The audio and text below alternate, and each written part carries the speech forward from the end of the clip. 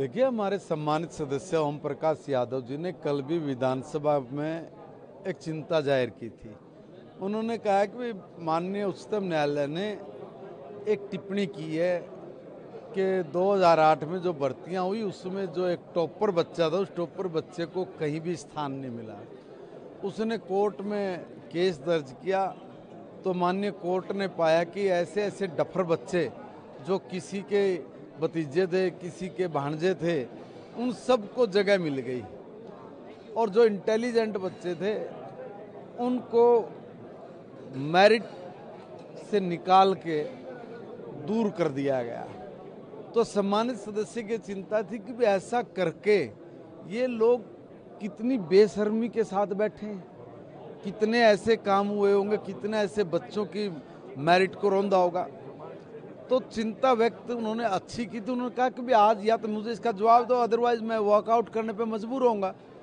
तो उस पर तत्कालीन मुख्यमंत्री जी ने और वर्तमान मुख्यमंत्री जी ने अपनी अपनी टिप्पणियां दी हैं।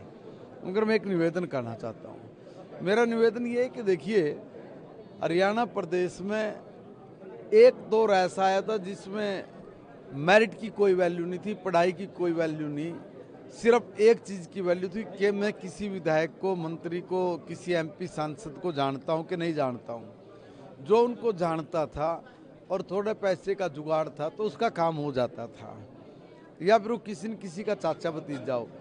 जब माननीय कोर्ट वाली बात पे पुष्टि तब हुई, ठप्पा तब लगा जब एक सम्मानित सदस्य सुनील सत्यपाल सांगवान जी ने कहा कि मेरे फादर भी उस वक्त विधानसभा के हिस्सा थे और मंत्री भी थे। वो तत्कालीन मुख्यमंत्री के पास गए और उन्होंने कहा कि भाई ये एक हमारा कार्यकर्ता है गरीब, इसका काम करो। तो उन्होंने उनको कहा कि तुम्हारा भाई है, बिला नहीं, भतीजा है, बिला नहीं, पर्ची को फेंक के मारा। कहा अगर तेरा घर का है कोई भाई भतीजा तो लिया, नहीं तो जा। भाई भतीजे को लेके सरकार चलाना, एक कहावत थी अपने हरियाणा में कि भाई अपना भरा जगत का भरा। तो ये तो अपने अपने लोगों का कर ये सोचा करते हमने सारे हरियाणा का कर दिया। तो इसलिए उस 10 साल में जो 60-65 हजार नौकरियां इन्होंने दी, वो किसी हरियाणा के आदमी को नहीं दी, किसी मेरिट के आदमी को नहीं दी, बल्कि चाचा भतीजों को नौकरी दी थी।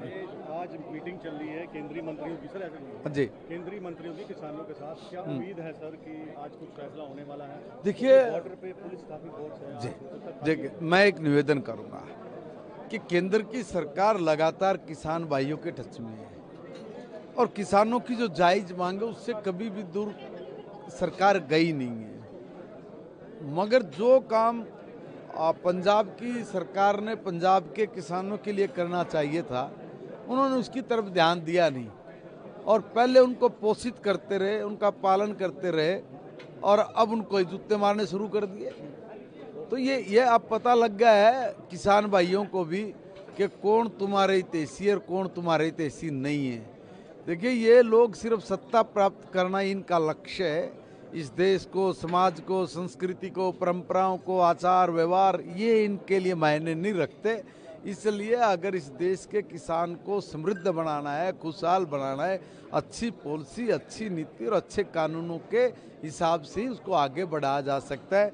मगर जो देशद्रोही टाइप ऐसे लोग हैं जिन्होंने हर चीज़ में मीन मेख निकाल के हर चीज़ को गलत साबित करने का टेंडर लिया हुआ है, वो जिन इंटरनेशनल एजेंसियों के हाथ में खेलते हैं, लोग अब उनको ज़मीन के लोग भी जानना शुरू हो गए। वो भी कहते हैं कि ये बदमाश लोग हैं, ये किसी भी चीज़ को सिरे नहीं चढ़ने देंगे।